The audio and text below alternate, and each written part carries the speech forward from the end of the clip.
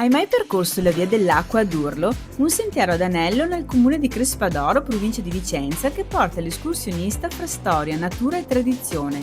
L'uso che veniva fatto dell'acqua nella tradizione contadina è quello che ne viene fatto oggi. Con partenza vicino alla chiesa alla Fontana del Leon, lungo un sentiero circolare di circa 6 km, adatto un po' a tutti con un minimo di dimestichezza fra i sentieri di montagna, ti immergerai fra antiche contrade con le loro caratteristiche fontane, fra pascoli, prati, boschi e cascate circondati dalle cime delle piccole Dolomiti. Dovrai seguire la goccia blu e il segnavia, facendo attenzione a qualche deviazione. Io per curiosità ho deviato verso la sorgente del Tamerlocche, ma ti avviso, il sentiero è un po' sconnesso e non è per tutti.